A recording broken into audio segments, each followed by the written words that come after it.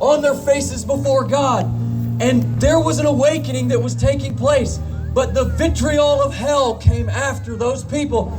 That's when Freedom of Access to Clinic Entrances Act was enacted. That's when the RICO lawsuits started coming. And the next thing you know, the church ran from the battle. Yes.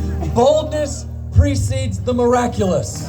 You will be criticized. You will be called a hater. You will be called a bigot. But our love for God and our love for people is greater than the hate of Satan. Because we love life. And there's something we want to say, is that boldness precedes the miraculous. All through Scripture, you see that boldness precedes the miraculous. Do you want to say anything? Yeah, I do. And this is important because when God plans for deliverance, Satan plans for destruction. And when Satan plans for destruction, he always wakes up a giant. And this giant of abortion is on its way down already because of the boldness of men and women of faith. Now, I want to say this is so important. Just before I walked up here, I said, God, what do you want me to say?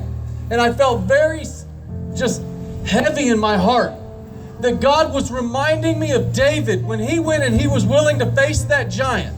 And he showed us that boldness precedes the miraculous. But I want to tell you something about David. He was willing to win the lion and the bear stories when nobody was watching.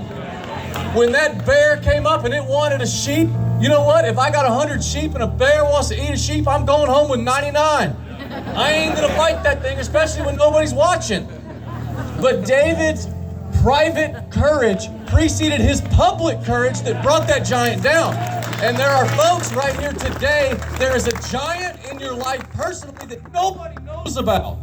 Nobody even knows about it, but you do, and you know what I'm talking about. And God is telling you right now, you turn around and you face that fear you've got, and you recognize you take that giant down. Your boldness will precede the miraculous, and you will discover that your greatest blessing is only found on the other side of your greatest fear. You go through that giant, you walk him down, because the power inside of you is greater than the power inside of him. Amen.